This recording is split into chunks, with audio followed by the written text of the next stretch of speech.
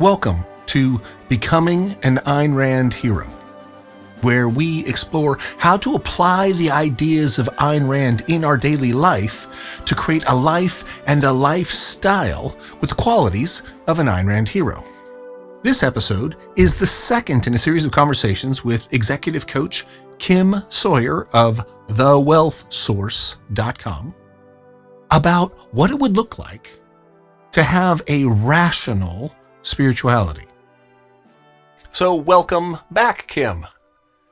Nice to see you, Kim Sawyer. The way I've summarized your title, and again, I'm going to give you a chance to expand on it, is coaching culture coach, or coaching culture consultant. So you work with executives and you work with organizations to create a coaching culture. Right. So welcome back, Kim Sawyer. We're continuing our conversation on what is a rational spirituality. What could that even mean, especially given our deep background and love of Ayn Rand, who was such a staunch atheist.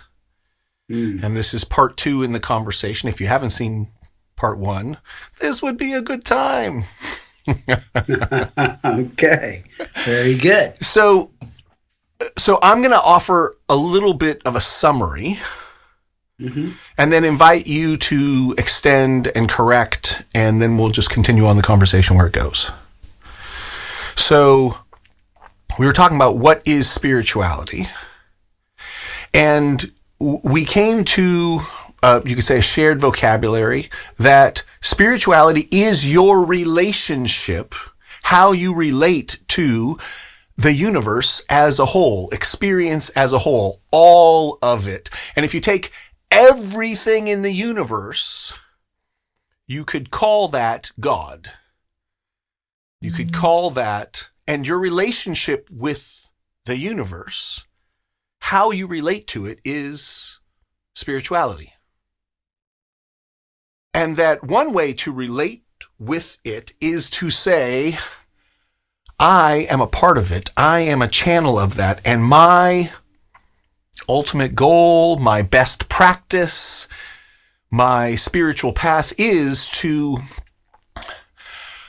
invite and allow that power of the universe that creates and sustains and maintains everything, natural laws, whatever you want to call it, right? To invite that to channel through me, to be a channel for that, to call on all of that power as my power base for my expression, to be in the flow of that.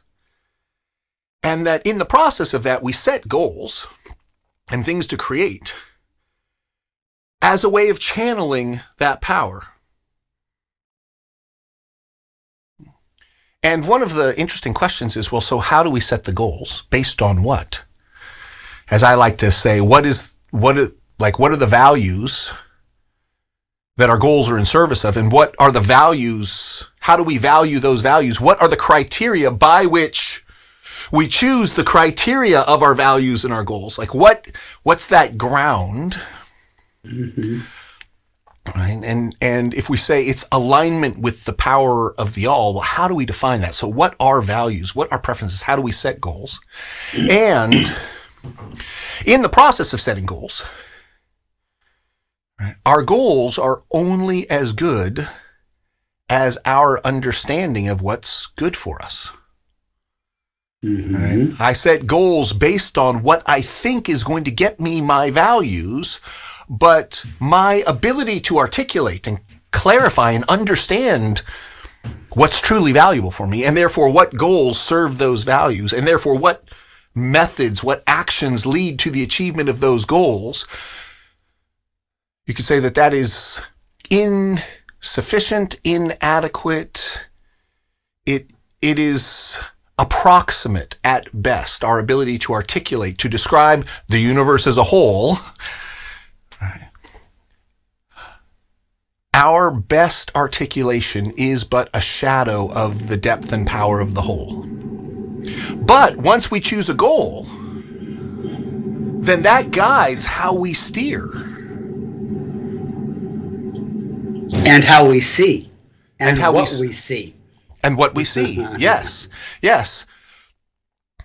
And if we get stuck on the goal as we best understand it, we can be so fixated on that we lose touch with the flow and the connection to the greater power of the universe. And then it becomes dogmatic rather than a creative assist. Something like that. Okay, so and in the process, we get attached to the goal. Perhaps in a Buddhist sense, we say we set a goal and then we get attached to it. In the language of the law of attraction, which has become, relatively popular. If we summarize that kind of new age idea of the law of attraction, which is we set the goal, but then we release it. Mm-hmm. Such that we allow other things to come into existence which are better than our goal, because our goal is always just an approximation. There's something about when we get attached to it, when we lose touch with the larger purpose, which is to be connected with the ultimate power of the universe as a whole, that creativity that we are an expression of, that we are part of. That if we lose touch with that and get fixated on the goal, problems happen. Like not as good things happen. Something like that. Okay, so with that, I'm curious how, does that fit what you were thinking? How would you expand, correct, refine? From there.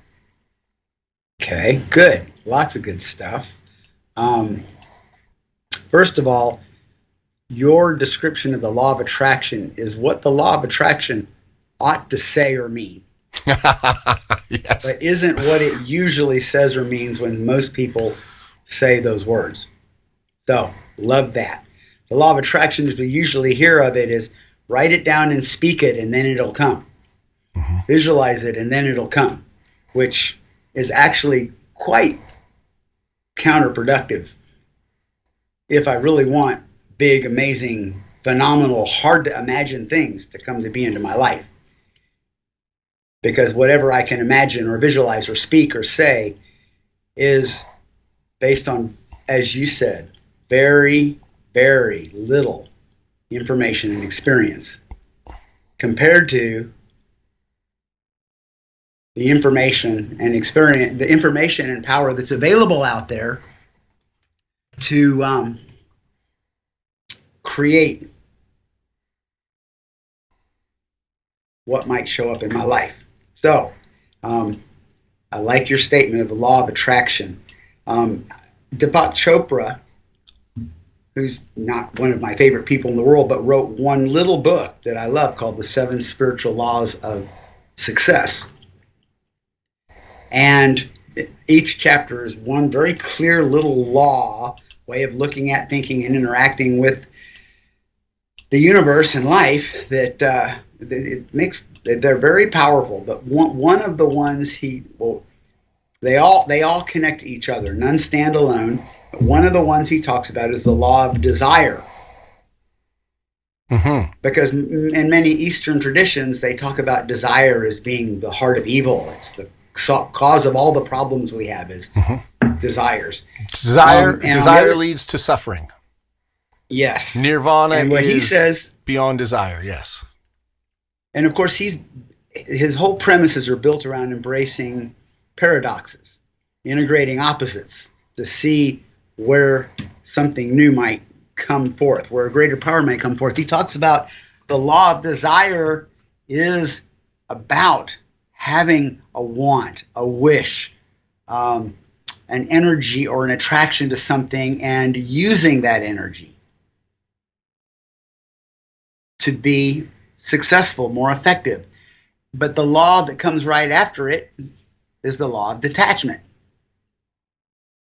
So the power is where I desire something, but I am going to be okay whether it ends up that way or not.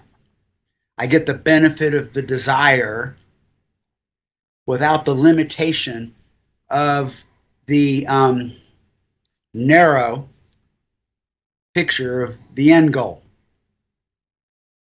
And that's really, that tension is underneath a lot of what I'm exploring and trying to develop and communicate in my work with my clients, starting with my work in my own life, is that tension between an idea, a thought, a picture, a want, a value, a preference, a goal, and what actually happens. And here I am with nothing more than what I have, what I've learned, what I've experienced, and then whatever choices and decisions I can make based on that. And then there's everything else. And I'm in continual relationship with this limited amount of me and what I've experienced of all of that, and then everything else. And if I want the most good possible to emerge from my time here, then I have to work from where I am. I have no choice but that. That's where I am. I'm in here with this. Mm-hmm. That's all I got. Yeah, as I like to say, start from where you are. Right. Go with what you know. But not but and, because that's always not a but, it's an and. Recognize the severe limitations of where I am and what I know. But it's all I got, so I take it and I do something to venture forth into the unknown, toward what isn't yet. Have a goal, take an action. And then everything else that is will move, will absorb and consider and move and change and follow up to my action and become what it is. Influenced a little bit by my thinking and action in the small sphere that I live in, but also much more powerfully influenced by things that I can't even see that are happening in the far reaches of an infinite universe. Mm-hmm. Let alone in very local things that you're just not aware of, such as a competitor is making a particular move in a marketplace and all of the information that you don't have access to. Yes. And even that is just such a tiny microcosm of what it is that's driving the way things continue to be moment to moment as they unfold. Okay. And so, and I know but a tiny amount of that, but that's all I know. And that's what I have to live from. And then I have to recognize that everything else I need to know in order to act in the best way possible and create the most good possible, and we'll get back to that, good and value, is by definition out there. And what I haven't learned yet, haven't seen yet, what hasn't happened yet.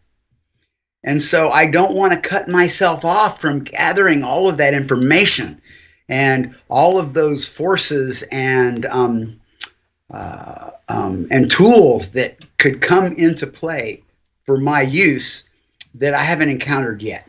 So I'm in a continual effort to reach out into that to get better information and better tools and more power so I can reach out into it some more and then continue to navigate my thinking, my choices, and my actions. I want to have a choice, a goal, an action. I want it, like, yeah, I'd love that if that would happen. I have energy toward it so that I bring my power to play when I make the next play, and then recognize that what really is possible is far greater than I can even imagine and probably much different than what I'm imagining. So now I have to continually step back and allow in everything else besides what it was that I thought needed to happen. And then I have to adjust me to fit reality. Okay, we know, Ayn Rand told us this a long time ago. And this is spirituality I'm discussing. And Ayn Rand bumped up on it a little bit. She didn't dismiss the word spirituality. She, on some level, got its significance, but never got down to the nuts and bolts of what's its place in an objective view of the world. But in fact, There is nothing that I can want or have that will benefit me in any possible way that is not in reality. Whatever it is I want to think about it. So my greatest thoughts, ideas, insights, and goals are nothing but straw men, waiting to be tested against reality, and then I have to always let reality win. Reality is primary.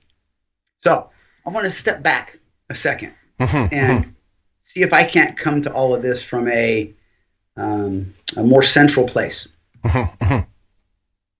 So I've been thinking since our last conversation about spirituality and how to define spirituality in a way that integrates with a rational or objective philosophy, an objectivist, if you will, view of the world. And so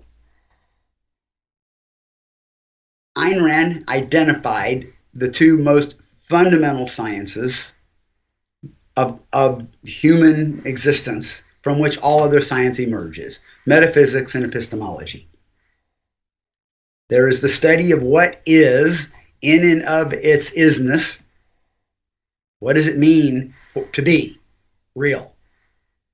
And then the study of this miraculous capability of experiencing it that we seem to have. And they're both axiomatic. You know, I can't venture to say where my ability to be conscious actually, from where it generates. And I can't tell you how reality got there. It just is. There isn't an alternative to reality. And the fact is, I am aware of it. And so both of them are wonderful miracles. The essence of all that I am and all that I will ever be. Reality and awareness of reality. I believe that spirituality is the dance between metaphysics and epistemology, where they meet.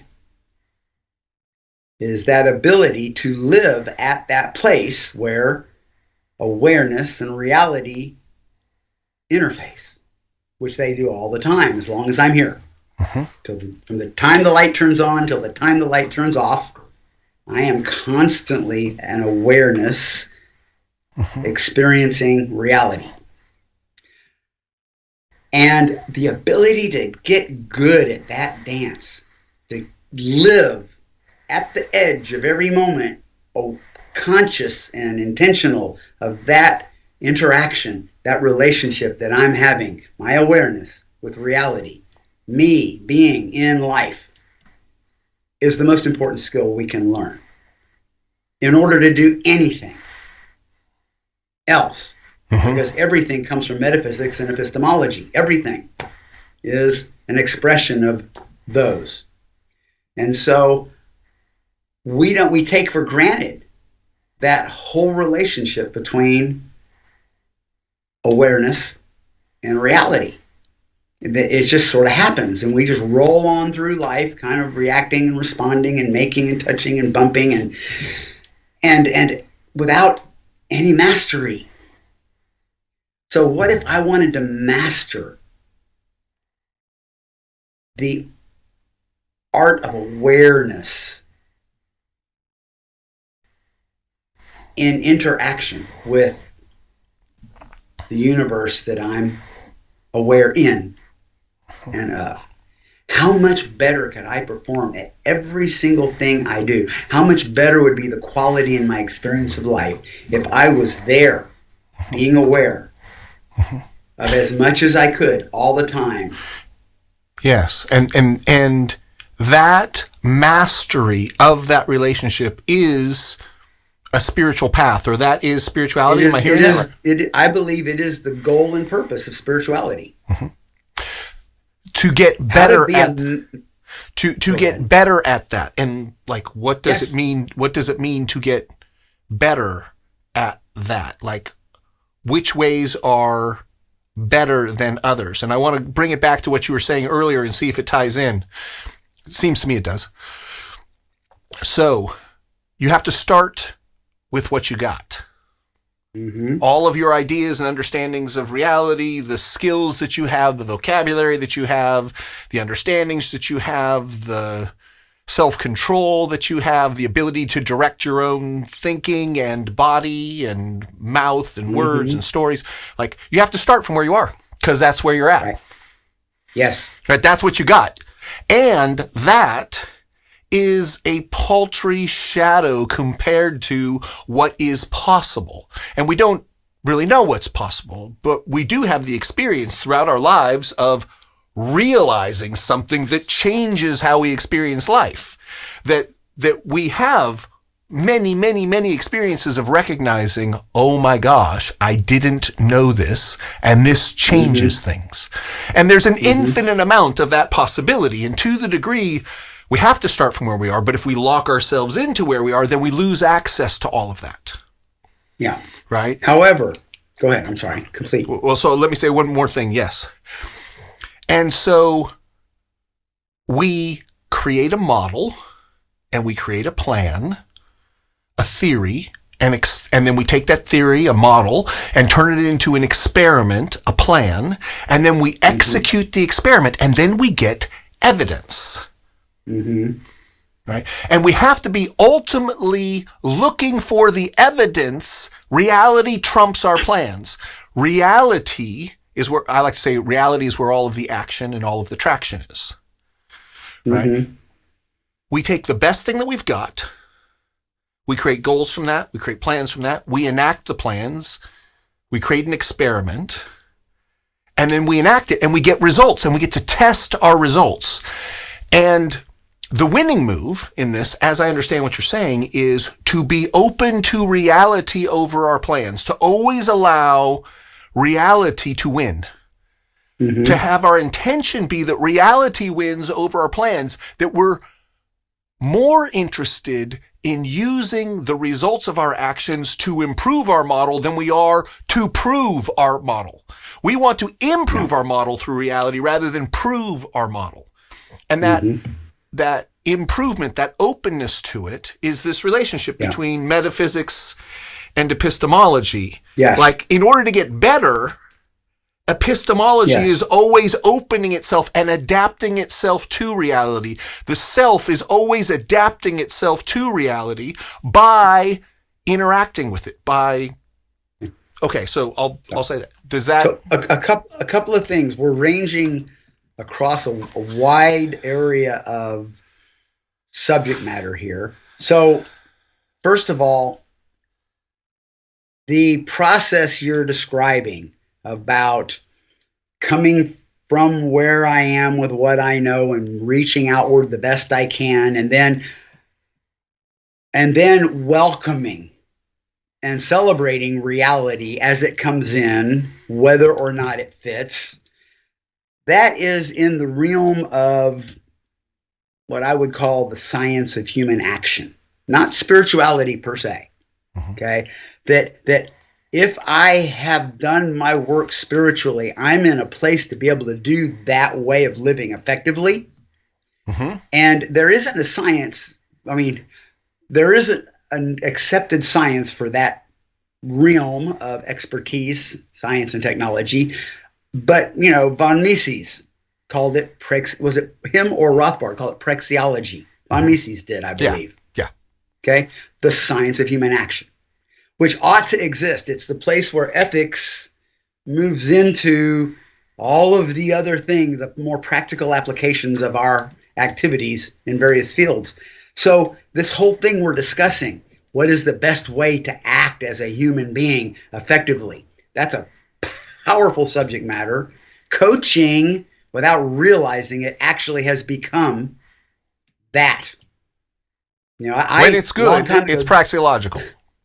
Well, and a long time ago, I developed the definition of coaching as the technology of success, the science and technology of success, which really is what praxeology is all about. What all is involved to live as a human being in the world human beings live in, and to act in a way that brings about the best possible results. That's praxeology. And economics is an extension of that, as is a number of other things. So, yes, all of that's awesome. And I want to go there. And my whole profession is built around how to think and act and relate in ways that are at maximum performance at achieving the greatest value possible. And that's a huge conversation. Ethics helps bring the value in.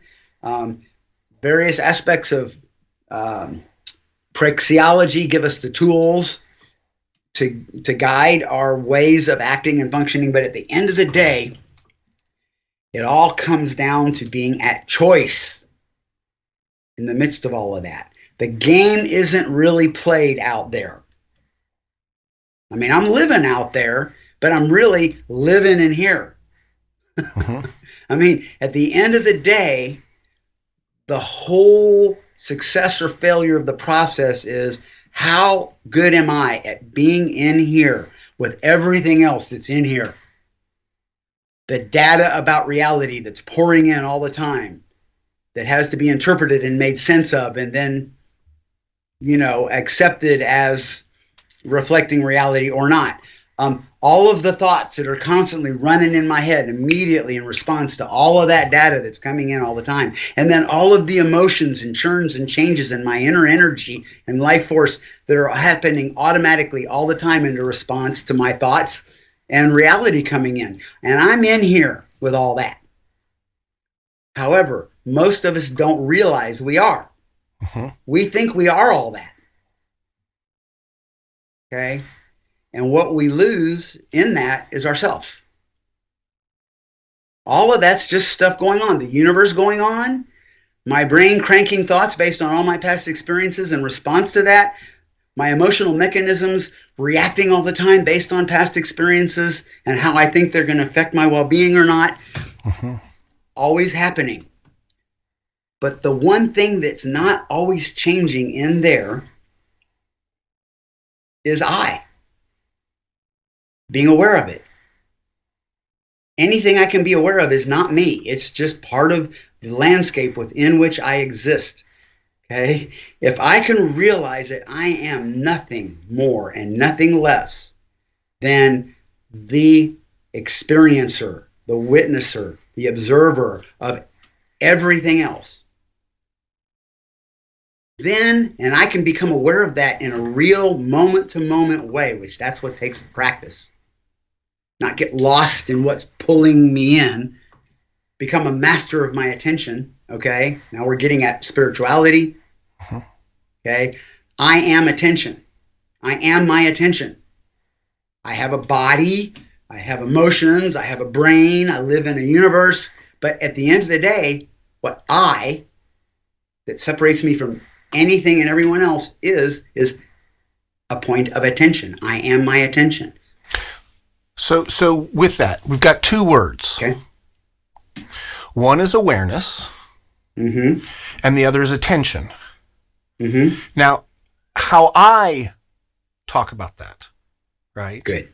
Is I say that that spirituality is awareness directing attention with intention. So, okay. So in the landscape you just laid out, everything is happening all the time. Like, right. Emotions are happening, and experiences happening, and sensory experiences happening, and my thoughts are happening, and all of it's happening, and I am aware of it. That which is aware of all of that is what I am. I am not any of those things. Yes. Just like I see this computer, right? Yes. I see it. I am not, anything I can experience is not me. I am that which is experiences. Yes. That which experiences. Yes. I am awareness. Yes. And not only of what's out there, but what's in here. Certainly. If thoughts are running around in there and I'm thinking them, I'm not my thoughts. I'm just aware of my thoughts. Yes. I'm not my emotions. I'm just experiencing my emotions. They're all happening around me. Yes, yes. And you could say in the postmodern turn, or even the Descartesian, the Cartesian move, Like everything I'm experiencing might be created by a demon. It might all be a hallucination. This all might be virtual reality. We might be emulations in a computer program. Like all of these various metaphors to suggest that everything we're experiencing is not us. We are that which is experiencing. We are the awareness of those things. Yes. Okay. Yes. And then there's this thing called attention, which is of the infinity that we are confronted with, like, which is available, the inexhaustible nature of reality, which is always available to us. Which parts do we pay, right, invest, spend our attention in? Yes. And by what criteria do we choose what we're going to invest if we choose, right? And because what I hear you saying is spirituality fundamentally is most people are not choosing. Yes, spirituality is the science and technology which develops a mastery of staying at choice over my attention as much as I possibly can, as long as my attention exists. Yes. Great. So again, I say spirituality is awareness directing attention with intention. So I'm choosing, I'm intending what I'm going to attend to, where I'm going to focus my attention. Yes. However, I wouldn't say that's spirituality. I would say being able to live from that place all the time is the goal of spirituality, which is a whole set of things I try to learn and do and practice so that I can actually live that way. Mm-hmm. So let me see if I got that by putting it in slightly different terms. Okay. If I were to say that spirituality has a goal, it is to live in a place where I have ultimate intentional choice about how I direct my attention. Okay. So if that's then I would say and my energy, but we'll go into that next. Great. Go ahead. Excellent. Okay. So if that's the goal, right? The fundamental structure of a goal is that there's there and here. And I want to get from here to there, right? Jordan Peterson says this is the fundamental story. It's like I'm here and I want to get there. That's the story. And then I try to get from here to there. I have a goal and I'm trying to get from here to there. Now, if the goal is ultimate choice, some kind of asymptotic exponential expression of increasing choice towards a telos, right? Then we could say that there's an opposite of that. There is a here, which is less than that. And if we take here, which is less than ultimate choice, and we draw a trajectory, we can go like out the trajectory down the other side to the other side of the spectrum, which is virtually no choice about how my attention is directed. Yeah. And that line is spirituality. That dimension is spirituality. And the spiritual goal is that, but that's am I? Yeah. Yes, absolutely. And that's why I think of spirituality as a science and technology. Okay. It's what actually studies the nature of the place where epistemology and metaphysics live and touch all the time, because we break them into two subject matters, but they ain't.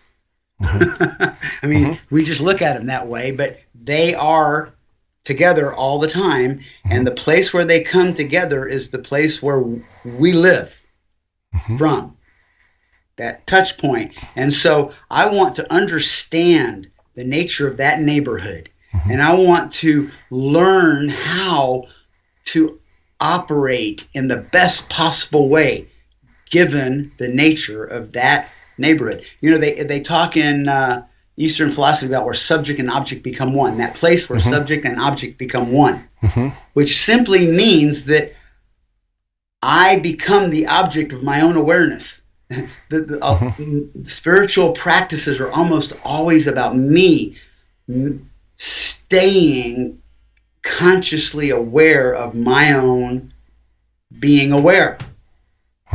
Because if my awareness can go a lot of places, my attention can go a lot of places, but if one thread of my attention is always to some degree on me being aware, then I have the necessary perspective that I have gotten. I put a locus for myself from which to operate in this coordinate system called the universe. So my goal in spirituality, what we don't pay attention, we're getting out there all the time trying to think of the best ways to think and act and make it all work. And we have some better ways of doing that. We've touched on some of those in our conversations. But first, I have to get to this place where I have to realize in this jumble of experience that I woke up to one day, what's what in all that? And where's it all coming from? And what's the significance of it? And where am I in all that? And what do I do with that? I mean, that's an entire undertaking that gets bypassed almost completely in all human lives, and certainly in our education. And in the middle of that, or in the midst of that, there's one particular perspective we can take on that, which is, let's examine this particular dimension, which is, how am I relative to remembering that I'm awareness? Yes. Right. And if I'm going to have if I'm going to have values, choices, actions, intentions, anything, I mean, I've got to start with being at I. None of those exist without I. So I have to know what I is and try to live from that place as much as possible. If I want to have the fulfillment of my potential as goodness. Right. If I want to make the most of my life, which gets into values and preferences and everything else, if I want to do that, I have to parse out where I is in all of this experience I'm having, because most of us don't. We just keep having it, feeling it, thinking it, reacting to it, and bouncing around, trying to make some sense of it, seeing some patterns, some of us getting better at it than others, and try to achieve good results, which at the end of the day is, have I really relished and loved and celebrated the experience of being alive while I've been here? And all the rest of it's all around that. And it's a hit and miss game. So you're jumping ahead a bit. I want to name it and then come back. So you just laid out kind of a value hierarchy. Which is relishing your experience. Yes. Celebrating, loving it. Yes. Drinking it in. The vitality is, in a sense, the ultimate value. The goals of, I'm going to get a job, and I'm going to make some money, and I'm going to have a relationship, and I'm going to clean the thing, and I'm going to build the body, and I'm going to... All of those help you build, I call it an infrastructure, right? You have a temporal inheritance, 1, 2, 3. In this moment, you wake up in your life, and you inherit a body and finances and an environment and relationships and skills and sexuality and emotions and knowledge and thinking. Like you inherit that right now. And if you make smart choices, you can actually set it up so that when you wake up tomorrow, you are richer than you are today in all of those things. Yes. Okay. Yes. And all of that is moving around pieces relative to, are you enjoying the process? You're stating, you are claiming, you are declaring that the relishing of the process of enjoying the ride, loving the journey, is actually of a higher ultimate value than achieving any particular goal on the path. Did I hear that? She told us that. She told us that. Miss Rand suggested that. Life is its own end, purpose, and objective. Yes. Life of a being as the kind of being it is. Okay. Yes. So yes. The fulfillment and expression of yes. its purpose, Yes. its becoming, its potential, its telos. My life as a man is its own purpose, and I want to live it to the fullest I can possibly live it while I get a chance to. Amen, brother. And that gets into values and how the values relates to the I. I want to postpone that I want to come back. Yes. I want to come back. So, awareness and reality or existence. Mm-hmm. Yep. Right there, all the time. Right? We're right there. Me. We're right there. Now, we tend to think about this as subject awareness and object reality existence. Inner and outer. Yes. That there is a duality. Right? Sometimes we call it in Descartes, right? You have the Cartesian duality between mind and body, between that which is aware and that which it is aware of which it is aware. Right? And that duality, now, I'm a long-time acolyte, studier, admirer of the works of Ken Wilber. Yes. Right. And he's done a lot to popularize the idea of non-dual awareness, which is, like you said, we think that subject and object are different, where really they're just two facets of the same underlying thing. And you can, to the degree that you are farther and farther out on the spiritual dimension, spiritual path towards spiritual realization, you come to a place where the difference between subject and object becomes just another thought.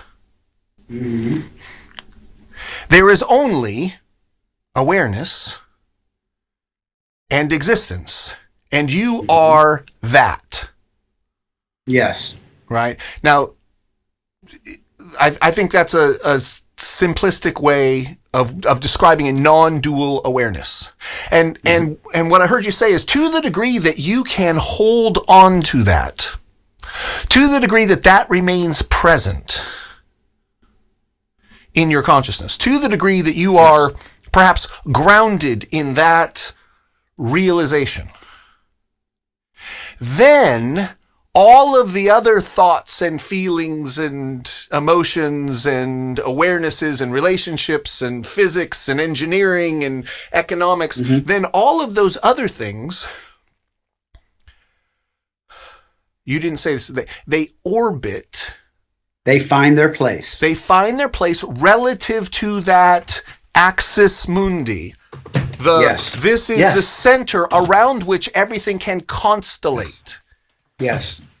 Right? And then we get constellations of these various expressions of this thing. And that is the I. And there's something about that non-dual center that, to the degree that you can realize it, and what in my meditation training is stabilize that realization. Have it be consistent over time such that it doesn't get lost when you do the other thing. You hold it such that all of the other things, you can start to realize their, in geometrical terms, their spatial relationship to that thing. Yes. Except space is just one of the dimensions, because it's emotions and it's thoughts and it's all those things. But there's, in this geometry metaphor, if that's the axis mundi, then all of the other pieces find their place in relationship to it, and therefore your world stabilizes, and everything becomes related to that. Yes. Is that what you mean when you say you have to know the I in order to have goals that are actually going to have you stay in touch with the miraculous, ecstatic beauty of every single moment of experience? That there's an aliveness and awareness. Did I hear that right? Or am I going beyond what you said? So there's two things. there is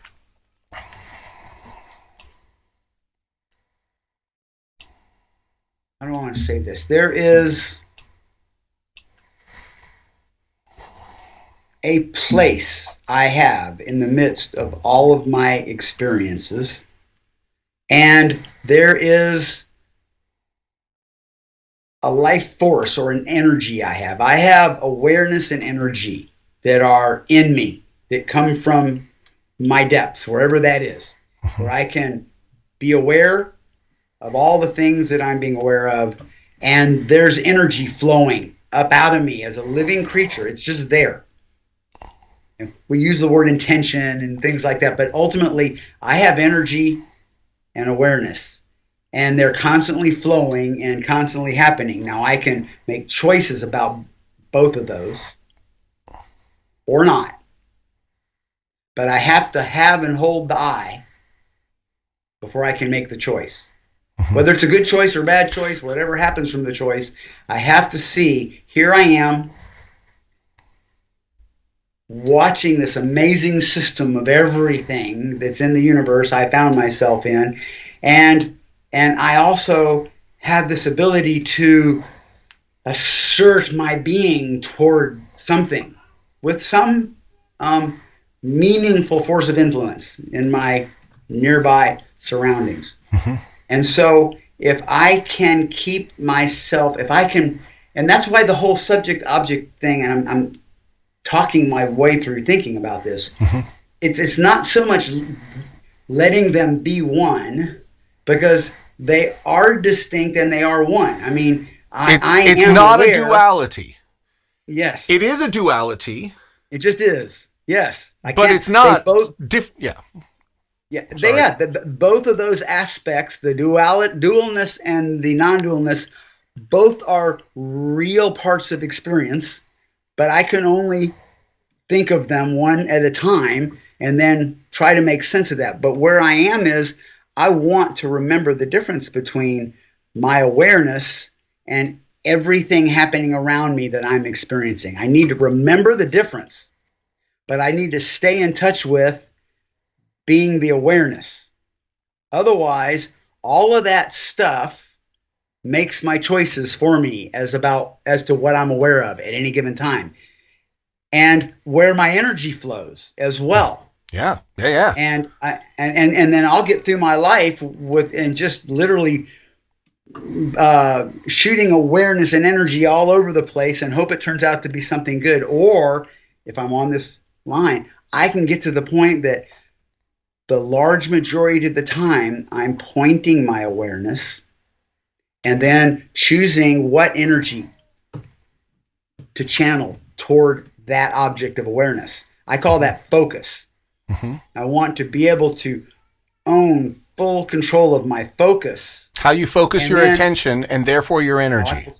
And then how much of my energy am I going to direct toward anything I might have focused upon? So first I have to be aware. I have attention, I am attention, and I can focus. Those are the realities. I am aware of reality, and it looks like I have the ability to point it places. Whoa, look at that. To point your awareness and your energy. Yes. And so those are my fundamental realizations that are there from the moment I open my eyes, but we jump right on past that to being all out in the middle of it. And I'm saying that is a subject matter worth study and skill in and of itself. I want to be able to continually stay at this place of I'm being aware. I've got infinite things to be aware of, and I get to choose where to point it and then what to do about it. Focus and energy. Okay? Nice. So I just, again, to build a shared vocabulary around this. So okay, good. As you remember, ground yourself in, stabilize your center as that which is aware. Right? The more you do that, the more you can focus your attention. The more you can direct your attention, the more you can pay Yes. attention. Yes. Right? Towards something. And what I heard you say, I'm going to reflect this back. You must do this. I need to do this. I must do this. I have to do this. Right? All of those. And then if I want something. Yes. Right? Because if I don't do that, then all of that is going to make my choices for me. It's going to direct my attention. It's going to focus my attention. It's going to pay attention. It's going to spend, perhaps profitably, right? Or steal. Or steal, right? Or borrow from, right? Do things that, like, I can literally borrow from the future by not handling something that when it blows up is going to require and demand my attention. Like I can, right? So, so if I don't remember who I am, ground myself in awareness as awareness, right, then I won't be able to consistently focus my attention on something. And again, what is the something that is worth focusing on? That if you focus on it, it's better. And because of that, spirituality is valuable, because the more you, of all the dimensions of experience to pay attention to, if you pay attention to this one of, hey, how conscious am I about what I truly am, about the true nature of myself, which is that I am aware. I am that which is aware. How conscious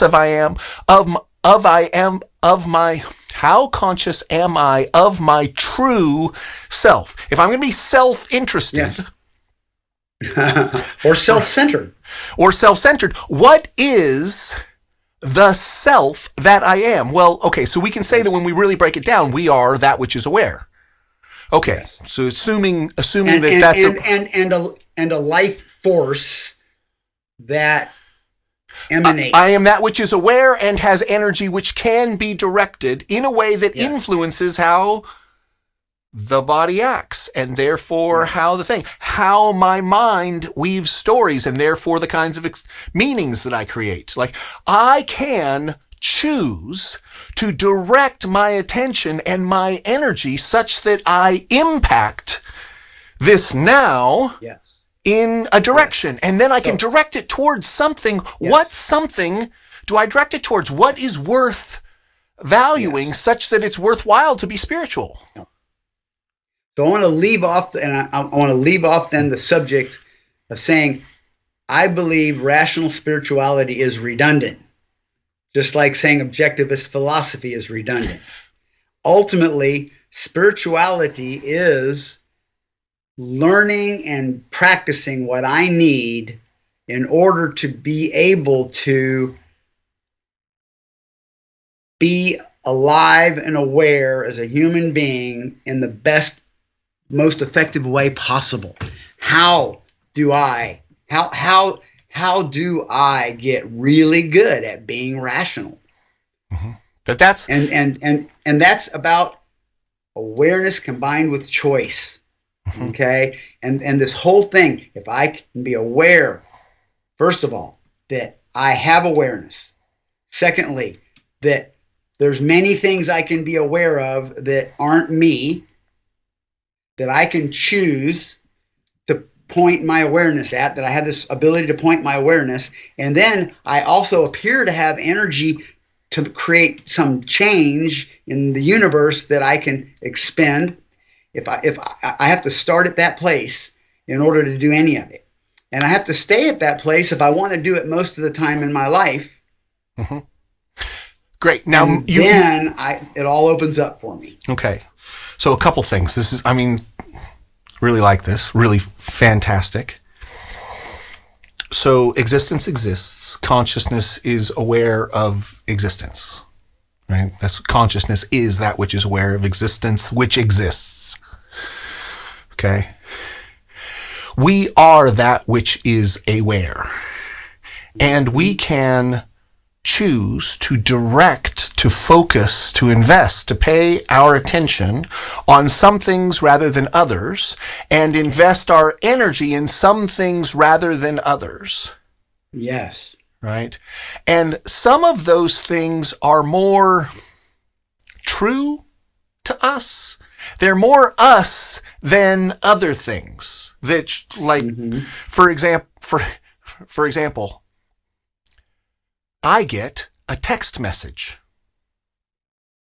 which says, go check out this website and support this campaign.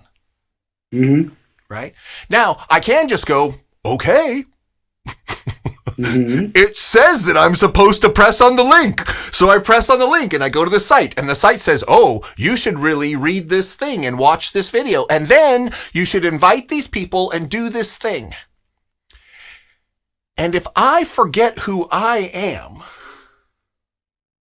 I might just end up going on that ride, and I can go on that ride for years. I can just be on everyone else's ride and think that that is my life, if that's what I'm doing. But think that that's like my life. And there's something about that which is, inauthentic. It's something about it is not true to ourselves in some way. Like, how do you think about that? How do you articulate that? Like, why not just allow since we're just awareness, and since no matter what happens, we're always just awareness, why not just let it do whatever it does? Why try to figure out your nature and figure out thoughts and rationality? Why try to figure out what the best outcome is? Because it's all just, in the end, it's all just stuff happening, and we're aware of it. Who cares what it is? Because we are both aware. I am not just awareness. I am awareness and volition. I am awareness and choice. Okay. I am awareness. I will say this. I'm awareness and life force. I'm alive. I'm awareness with life force. And I also have the ability to point them both.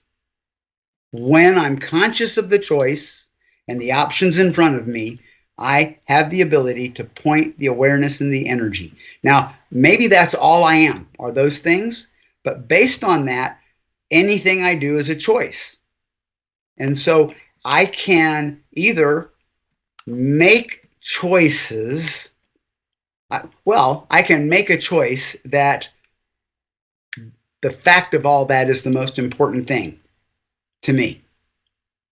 The fact that I'm here and able to make choices, having this experience, is the most important thing to me. Why? And then I'll make the rest of my choices in consonant with that, or I can choose it's not anything else, and then just let it run itself like it will until I stop being aware. It will. My awareness will go on until it stops one way or another. It can either... And it is going to be whatever it is. It's going to be exactly what it is. No matter how it unfolds, it's going to be exactly that way. Once it's happened, that's the way that it is. It's done. What does it matter? Why not just let it... You said it's important to you. It's important to you that you can choose. It's important to me. Yes, it's important to me that I am having this opportunity, and I'm going to make the most of it and learn what that means. The first thing I have to do is say, yes, here I am. It looks like all of this is what I have. It's what's true. And 1, 2, 3. I'm going to like it. And so, you know what? I'm going to choose to like it or even love it. Why? And I'm going to, because I have it, because I want it, because I'm choosing that. But I can also not.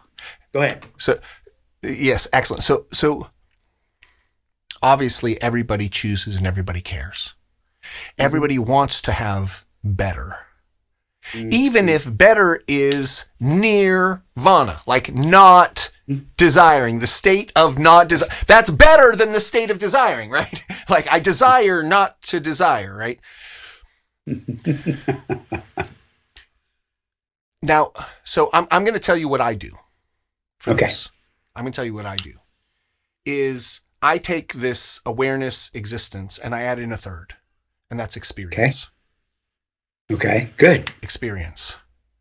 Okay. Right? Because it's not just that this is the way I think about it. It's like, I'm not saying this is reality. I'm saying that once you take on this way of thinking, it's kind of like when you're going by a field and you just see a whole bunch of trees, but then you hit just the right angle and you see that it's an orchard and everything lines up. So existence exists. We are aware of it. And the way we are aware of it is an experience. And it's those three things that are at the heart. It's existence, awareness, experience. It's actually not non-dual. It's non-triadal. I don't know what I don't right.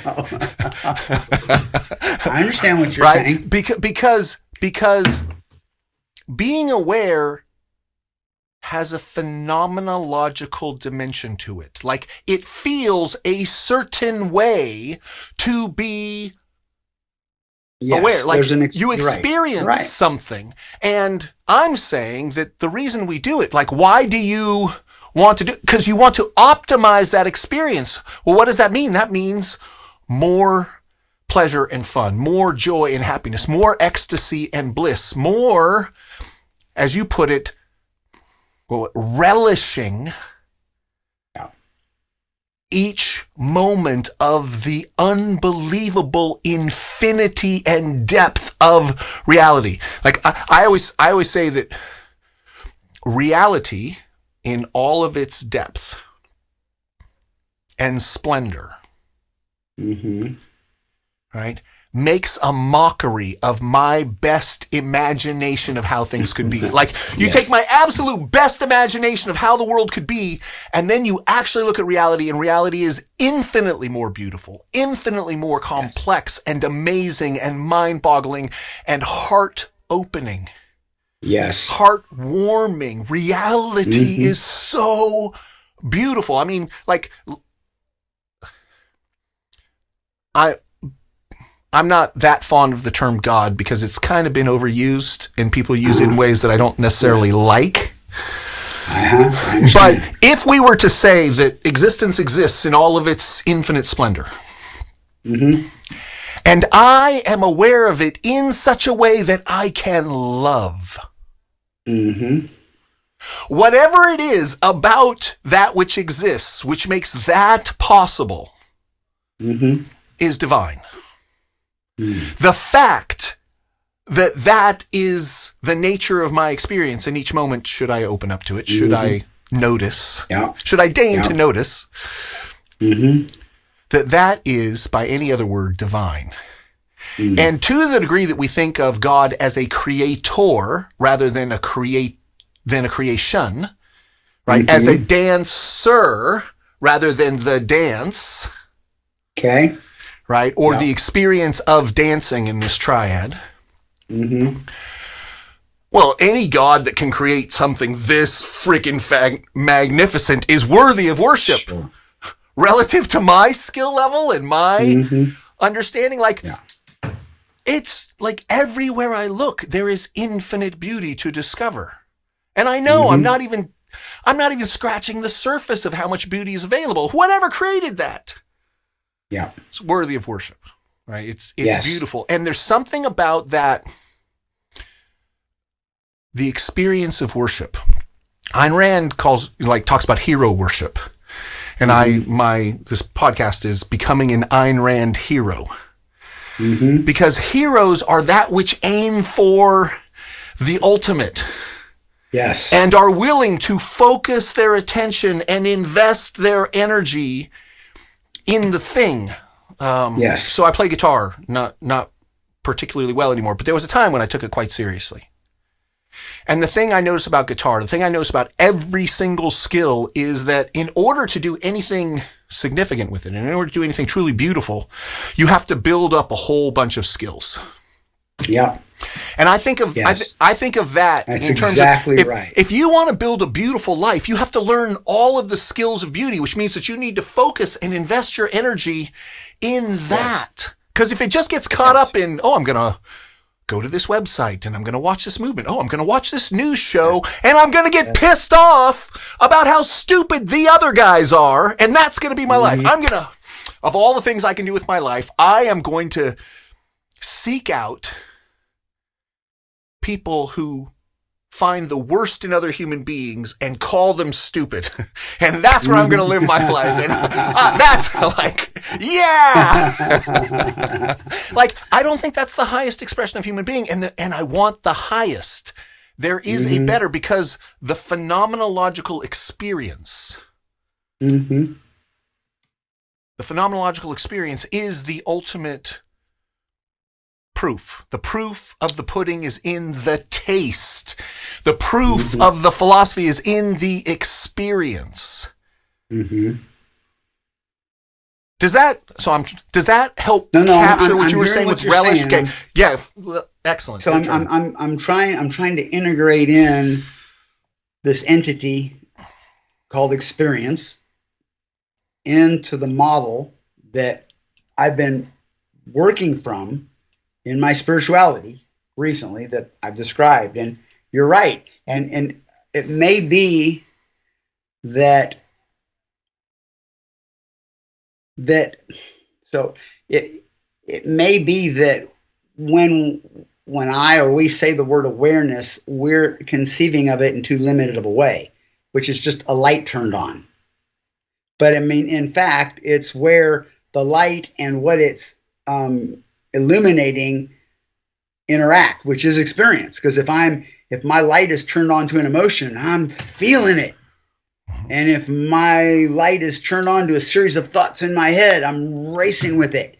And if my light is turned on to waves and wind blowing around me, I'm like sensing it. I mean, so it's not like there's just awareness and experience. I mean, I think they're either synonymous or there's a third word that integrates them both. Yeah, well, but So being aware is experiencing as a living creature, right? Maybe we're leaving the life part. Well, so now here is so in my spiritual practice, or in the various spiritual practices, here's the set of questions to ask that I recommend asking around it, right? You've suggested that anything that you can experience is not you. Anything that you can experience is not awareness. Yes. So in that case, awareness is separate from experience, because anything that you experience is a transitory thing. When you're experiencing it, it is the only thing you're experiencing. Like right now is eternal in the sense of it is 100% what it is right now, but close your eyes. Yeah. But everything changes. But experience is the interface of awareness with whatever it's aware of. Yes. So I'm agreeing. I'm saying that's why it's a triad. That's why it's a triad, because you can't have, and this is Ayn Rand, you can't have consciousness without existence. Consciousness with nothing to be conscious of is a contradiction in terms. You must be conscious of something. Consciousness, awareness, and existence always exist. Those are always happening, and there's always an experiential component. So three different aspects of the same non-triadal experience. Well, and maybe it is the interface. Remember, spirituality is about really learning to understand and live at that interface of metaphysics and epistemology. Yes. Maybe experience is that state. Well, I'm experiencing. It's where the stimuli and the awareness are constantly dancing. That is experience. I'm fine with that. Yeah. With the recognition that in any moment how that looks in any particular moment Always changing. always changes, but Yes. awareness itself does not change in that sense. The fact that existence exists Yes. does not change in that sense. Yes. So, Okay. so experience is a separate thing. Yes, you're right. It is. Okay. It is. So what is the self? Interesting. The self is The experiencer. awareness of existence as an experience. That's what the self is. The self is all three. It is not that the self is awareness, because consciousness without existence is a contradiction in terms. Sure. Mm-hmm. But existence is always changing. Right. Awareness is fundamentally the same thing, although it's always aware of different things. And the experience of that is a constantly changing thing. I agree. Experience is the interface between. Mm-hmm. Sure. But the reason that there are some things are better than others Mm-hmm. is because experience is the source of that better or worse. Experience is the crux. And in that sense, you could say, well, the self is really the experiencer, but the experiencer only exists when awareness is aware of existence. Yeah. By Okay. focusing its attention and directing its awareness. Yes. And the way we focus our attention and direct our awareness changes our experience.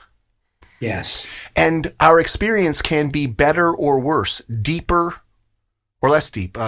Like I'm fond of saying to take the beauties in the eye of the beholder, and I change it slightly. I say, beauty is only as deep as you are. Right? Okay. It's like love is only as deep as your capacity to love. Mm-hmm. The more you build your capacity to love, the more the deeper and more profoundly you experience love. The more you learn to focus your attention and direct your energy, like learning to play the guitar, you can learn to love. Mm-hmm. But that requires that you go through the steps and build up the capacities and then integrate the capacities and then build up another set of capacities and integrate those and then take those two integrations and integrate them together. Yes. So, like values, how do you know what to value? Mm-hmm.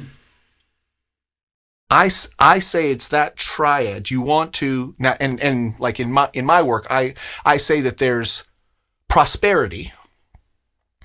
Like when you wake up, 1, 2, 3, you wake up to a world, and there's relative prosperity. I put that in the realm of reality or existence. Okay. And then there's consciousness, awareness, and how you make sense of it, epistemology. Mm-hmm. And epistemology is, well, so what do you make it mean? How do you make sense of it? Mm-hmm. And then there's ethics. Like, what is, and ethics and aesthetics come together. That's the channeling of energy. Yeah. So You know? Ayn Rand talks about the 5. So you've got metaphysics, epistemology, ethics, politics, and aesthetics. Yeah. But you could say the classic, or another way of thinking about it is really that there's 3. metaphysics, epistemology, and values, axiology, of which there's ethics, politics, and aesthetics. Teleology, axiology, yes. Yes. Mm-hmm. Yes, which is, what is the potential of realization in beauty? Like when you relish, let's say you're going to relish, how much can you relish it? I'm saying the relishing experience is a skill that you develop. You develop it by focusing your attention and directing your intention or your energy. Yes. Yeah.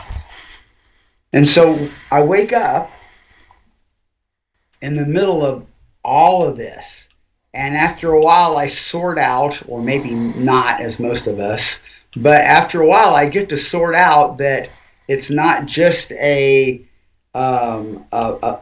blur of experience. There's actually different parts of it, and there's a lot of things going on around me, and some of it's in here with me, and some of it's out there, and oh my gosh, it looks like I get to have some say over what it is I am paying attention to, which is allowing myself to experience. And I get to have some say over what I put forth in that direction of my life force, of my action, of my being. And so then I get to decide, this is good. I want this. I want it.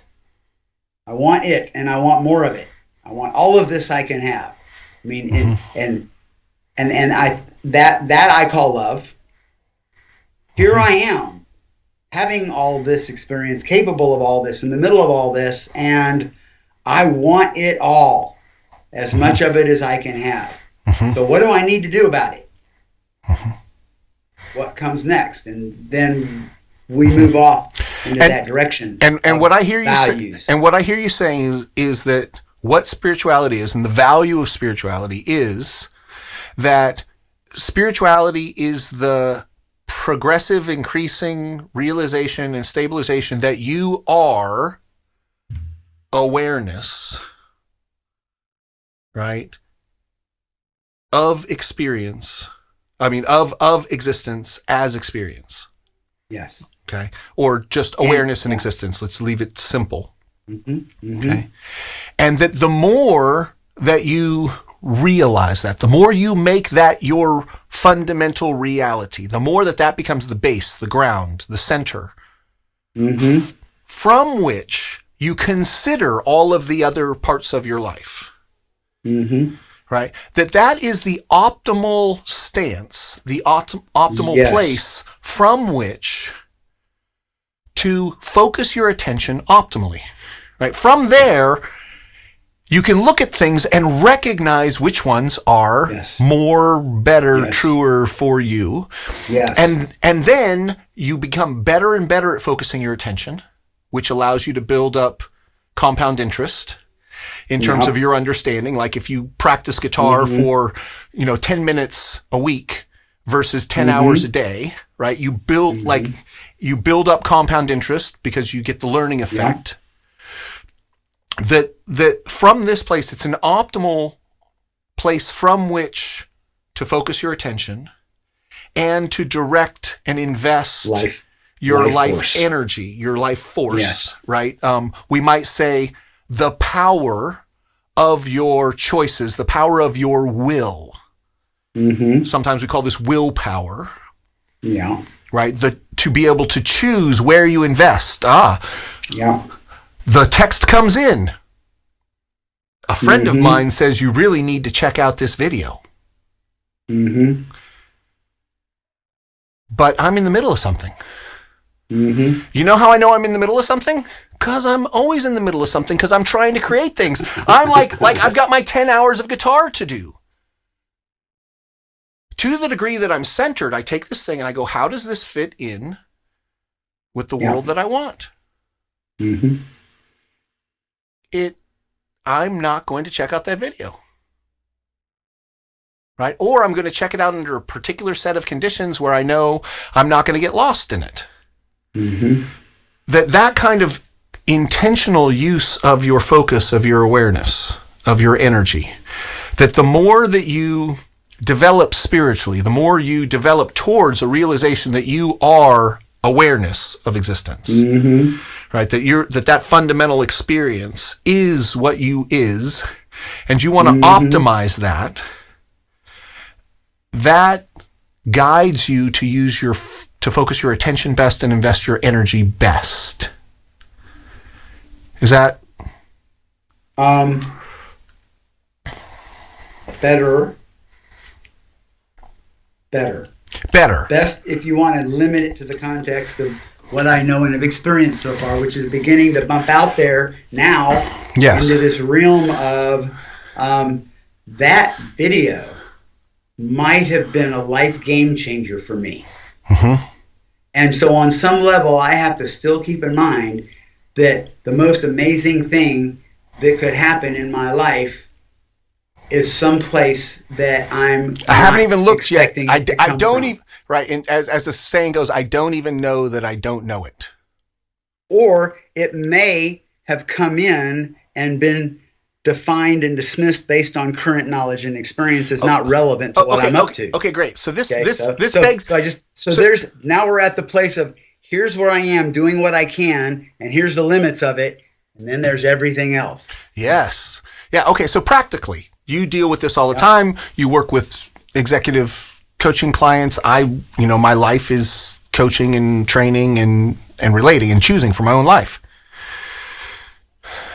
Well, what I just heard you say is you're completely screwed, right? On the one hand, your plans are where you got. That's what you got, but they're fundamentally limited. And so when any new thing comes in, it could be better. Yes. So how do you choose whether or not to do the new thing or to do the thing that you were doing? I mean, practically. Yes. Like, how do you do it? I keep my periphery wide open. And every once in a while, I go ahead and try something, even though it might not fit the path I thought I was on. Mm-hmm. Something might show up in front of me, and I'm thinking, nah, not interested, not the right place, not the right time. But I occasionally try it to see what's there, knowing that it's more likely that the best thing is out there somewhere than it is in here. So I got to leave some doors and windows open. Okay, great. So I'll tell you a difference between you and I in how I articulate that. Very, very similar. Okay. So something new comes in. Right now, I build time in my schedule to do new and novel things, to investigate things that I haven't done. But I don't to the degree that I'm on my game, I don't let it interrupt the things that I'm doing. Mm-hmm. All of my friends hate me because I never answer my phone, and I rarely, I'm slow on my texts, because I'm doing the thing that I'm doing.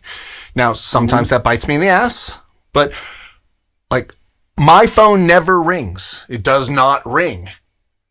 I don't get notifications. It's upside down because it doesn't interrupt the thing that I'm doing. Yes. This is a choice I make. So I think that there is certainly and without doubt much better things out in the expanse of infinity that I have not thought of than what I'm doing right now. However, of the things that come across my plate, what I'm doing right now is 99.9% better than any of those things. There are definitely, the better thing is out there, but it's 1 in 1,000 compared to all the stuff that gets brought across my plate. Sure. Right? So example, and just as a practical thing, I'm imagining you do something as well. If you send me something, I'm all, okay, Kim Sawyer sent me this. He thought that this was valuable enough that it warranted my attention. Kim Sawyer doesn't normally steer me wrong. Right? You have credibility for me. But when most people send me things, it's it depends. How much do I trust that person's awareness? How much do I trust their ability to focus their attention and their intention and their attention, their attention and their energy? How well do they do that? What's my track history with them? Otherwise, people send me things and I'll often go, wow, this looks great. What did you like about it? Why? What do you think that I would get from this? Right? And if they're not willing to do that, I'm not willing to watch it. Sorry. I allow the brilliant people in my environment to curate for me. Yeah. As a practical strategy, I highly recommend this. Right? If the person who's sending you something, what is the kind of thing that they focus on? Are they focusing on the kind of thing that falls into the category of things that I consider to be profoundly meaningful and valuable? If so, Like Guy Sangstock sends me a paper, I'm going to read the paper. Yeah. Like a friend of mine, Guy Sangstock, he sends me a paper, I'm going to read the paper. Because I know where his head is at. I know that he's dealing with these kinds of issues. Mm-hmm. Anyway, so I always tell my clients, it's like, don't think outside the box. Right? Think inside the box. Because most of the stuff outside the box is bullshit. If you're going to think outside the box, then you need to bring on a very particular mindset. Mm-hmm. Right? Because outside the box means you don't know if it's good or not. Mm-hmm. You don't have you have to take on a whole different mindset if you're going to think outside the box. Do it in chunks. Most of the time, think inside the box. Mm-hmm. Right? Because if you think outside the box and you find anything new, it's going to cause you to reorient your whole world. Yeah. That's going to be an expensive change. It might be completely worth it. Mm-hmm. But if you're constantly looking outside the box, then you never actually build the thing. Because you start to build it, and then you find the new, better, faster, shinier thing, and you go after squirrel, and okay. I want to get that out there, damn it. Got it. I got it. Okay. Fair enough. Well, maybe that's a good place to pick up next, is how to make the most of that gap between what really might be possible and what my calculation of what is possible based on my limited knowledge and experience. Yes. What am I privileging? What am I marginalizing? To use the postmodern lingo, it's like. Mm-hmm. And yeah, right. How do I capitalize that place beyond the known limits of my box?